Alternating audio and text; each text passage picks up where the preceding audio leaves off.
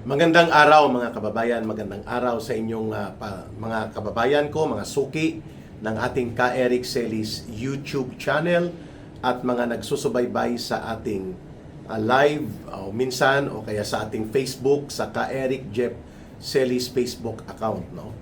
Mga kababayan, nakakabahala po itong inilabas nitong tinaguriang The Notorious Kuratong Baliling na itinuro sa mga balita na si Senator Ping Lacson na ngayon ay nag-aakto bilang special agent ng Malacanang kasama po ang onsi-onsihan na senador.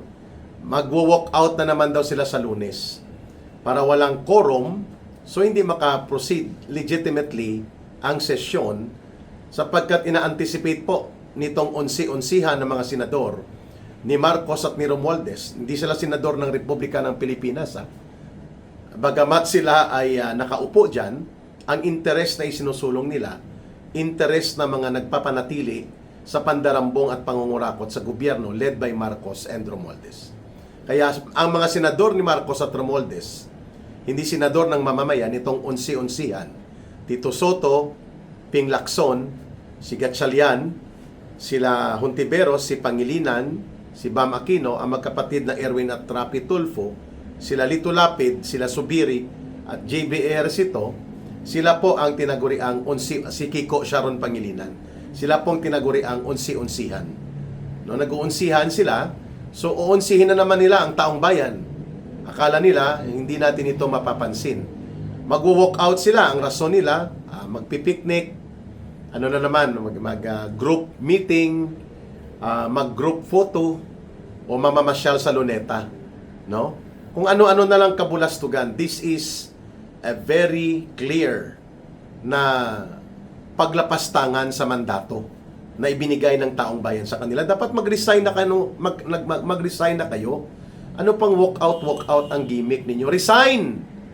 Resign dapat itong onsi-onsihan na ito. Para naman makasave tayo ng bawat isa ay binabudgetan natin yan isang taon.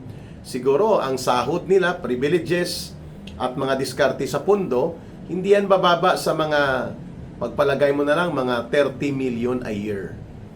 So, mababa na yung 30 million a year para sa bawat senador na ito, o baka 50 million a year, no? So, kung onsi sila, we can save every year ng mahigit kumulang ay mga kalahating bilyon pesos. Matakin mo, we can save 500 million pesos or more, no? Para sa pera na dapat ay gagamitin para sa pagpapaunlad ng serbisyo ng ating Senado. So, why walk out? Resign. No? Ang purpose nila, tatlo. Number one, hindi maitutuloy ang amendment to the rules na mapapayagan sa plenary, sa botohan, at sa deliberation ang remote communication line via Zoom, via webinar, na pamamaraan o mode of participation in voting ng mga senador, including siyempre ang mga witnesses na ipinapatawag na hindi kakayanin ng kanilang physical situation na sila ay maging present physically and personally sa Senado. Iyon. So, iyon ang nais nilang harangan. Number two, ay mapipilayan ang majority block dahil walang quorum, hindi makaproceed ang sesyon. Ma-adjourn mo kasi pag i-question ang quorum, mananatili halimbawa si Tito Soto. Ang 10 wala at sasabihin niya as a minority leader ay ask for the quorum. E di walang quorum. Dapat ang quorum is mga aabot dapat ng 13 na mga senador ang present. Yun po ang quorum. Eh hindi aabot ng 13, mga kababayan, kung mag-walk out pati si Tito Soto. Okay. Ito ngayon ang problema nila dahil ang pwede silang ideklara na deliberately sinasabotahin nila ang Senado. And they can be subjected to disciplinary action.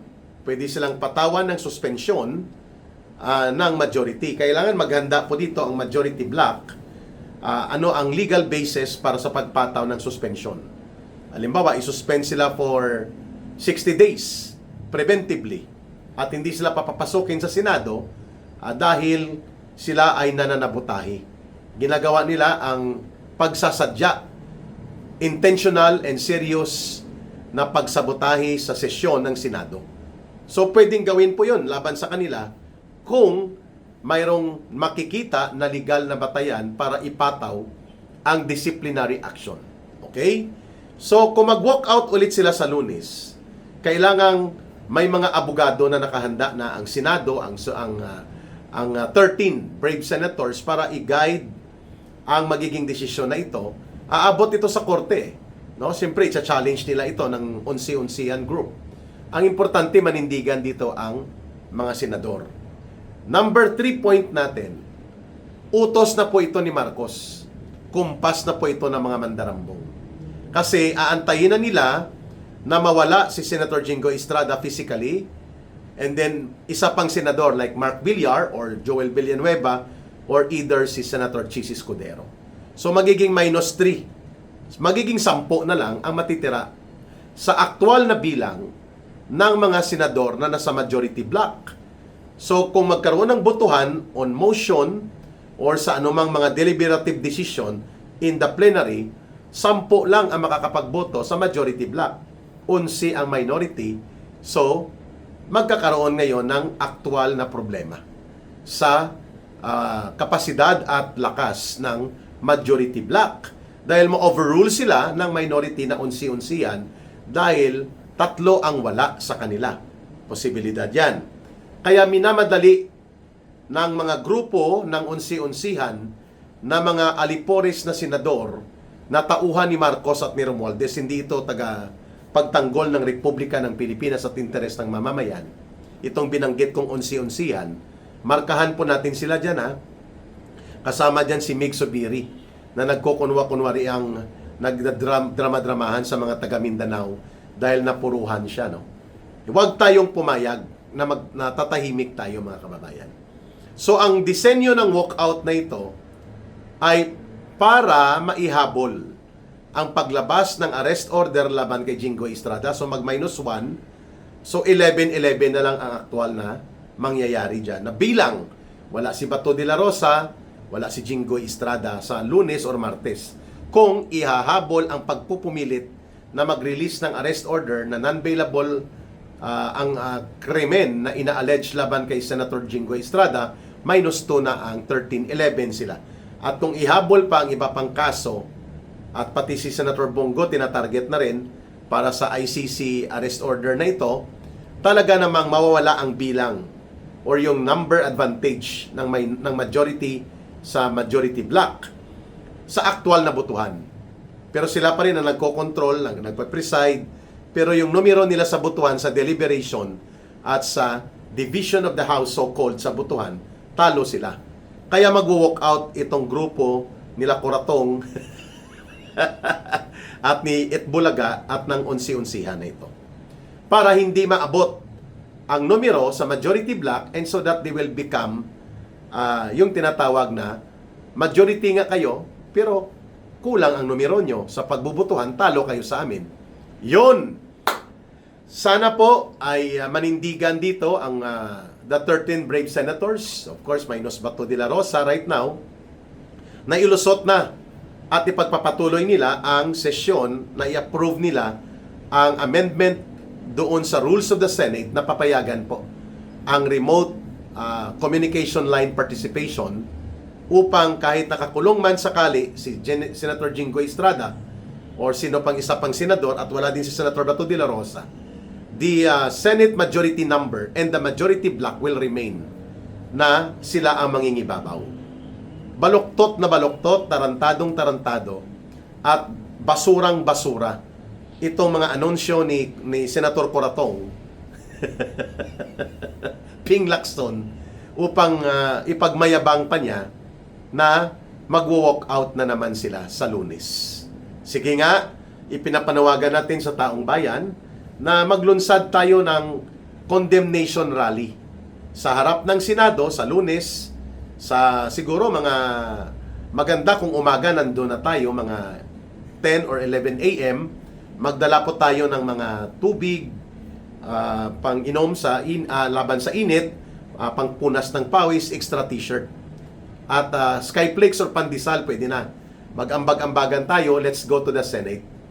Sa Lunes, Ipakita po natin na dapat mag-resign na lamang itong mga basura at tarantadong senador na kontrolado at kinukumpasan na ni Marcos at Romualdez para manatili ang isang bulok at kurakot na gobyerno instead na maglingkod sila bilang tama at tunay na senador ng Republika ng Pilipinas sa pagsusulong ng tama at tunay na interes ng mga mamamayan. Bakit mag-walk out pa? Lumayas na kayo. Huwag na kayong bumalik pa. Hindi namin kayo kailangan. At sayang ang kalahating bilyon pesos na mapupunta lang sa inyo kung ganyan lang ang gagawin ninyo. Taon-taon yun 500 million sa salaries and benefits nila ang estimated na napupunta sa kanila, mga kababayan. Including ang kanilang mga operations. Nitong unsi-unsihan na mga tuta na utusan na senador, di umano ni Marcos at ni Romualdez. Hindi sila senador ng mga mamamayang Pilipino. Kaya sa Lunes, June 1, salubungin natin ang masigabong na protesta. Masigabong na pagkondina itong gagawin ng walkout-walkoutan nila Lacson at nila Soto at ng unsi-unsihan na grupo nila upang manabutahin na naman sa makatarungan at matuwid na pag-amyenda sa Rules of the Senate upang hindi magtagumpay si Marcos na mapupurol niya at mapapalumpo at mapaparalisa ang kapangyarihan ng new Senate majority right now. Kaya tayo tumututol. Okay?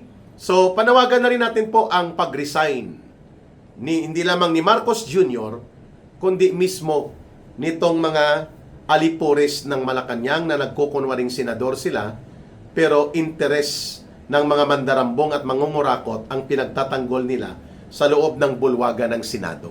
Nakakahiya at nakakagalit. Hindi tayo pwedeng maging audience na lamang dito, mga mamamayan.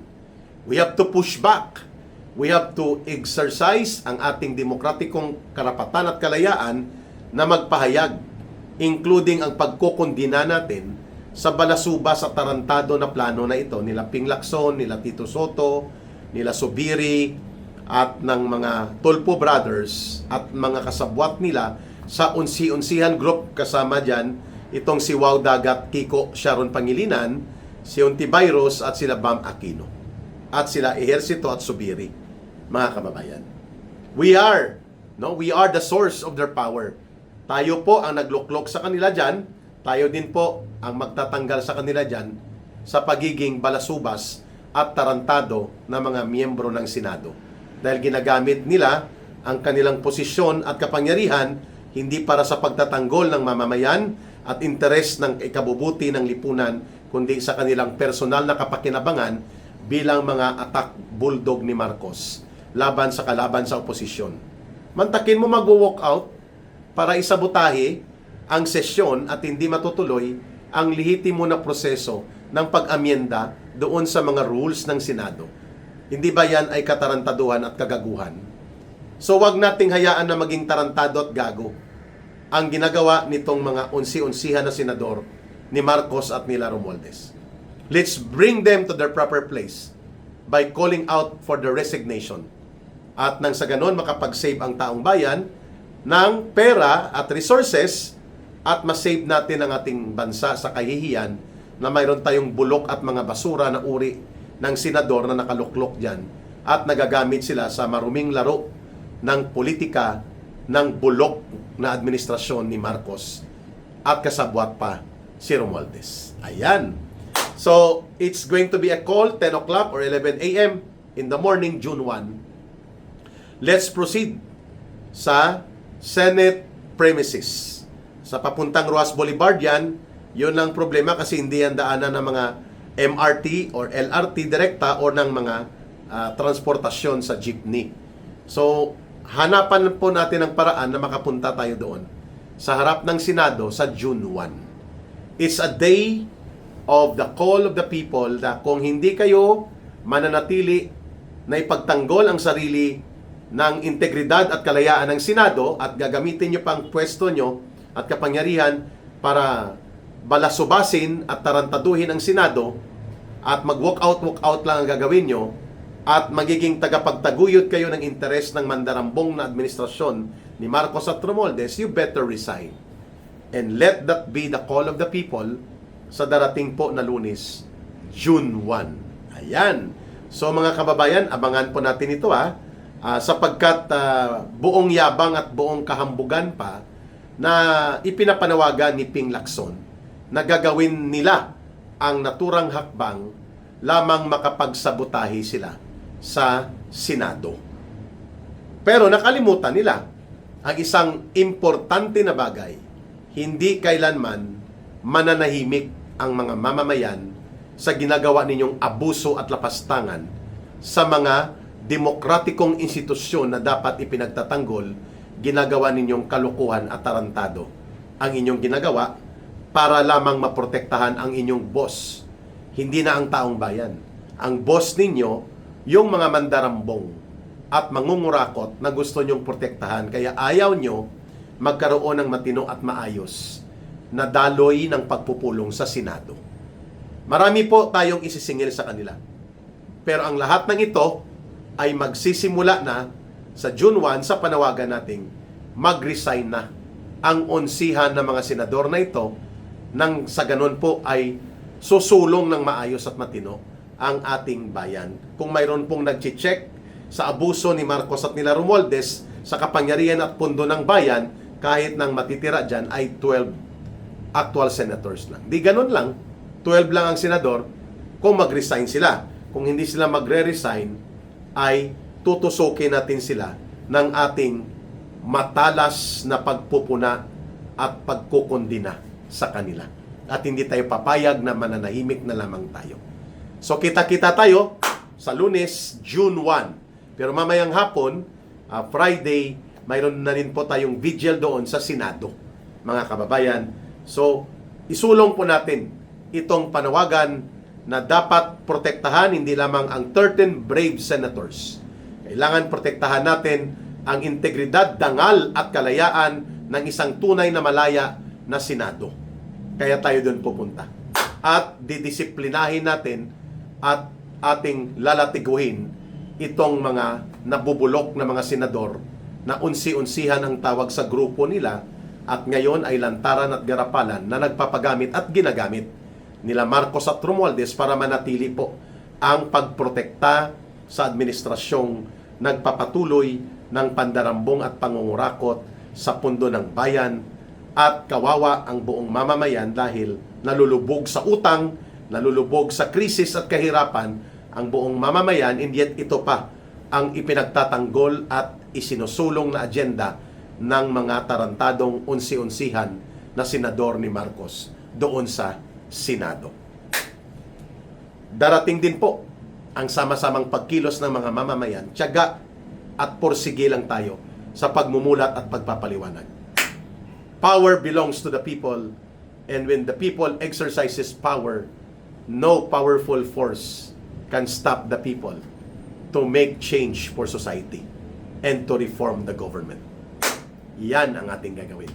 Maraming salamat sa pagsubaybay, pagtitiwala at pagtulong na lumago ang ating mga videos and talakayan dito sa Ka Eric Celis YouTube channel. At mahalin natin ang bansang Pilipinas. Walang ibang magmamahal nito kundi tayo rin mga Pilipino. Para sa Diyos at sa Pilipinas nating mahal. May God bless everyone, and may Allah will be with those who are Muslim brothers and sisters. Muli, maraming salamat sa ating pagsasama at pakikipagkaisa na ito. Naway magbunga ito ng makabuluhang pagbabago sa ating lipunan at sa ating pamahalaan. Mabuhay po kayo. Bye for now. Ito po si Ka Eric. Maraming salamat.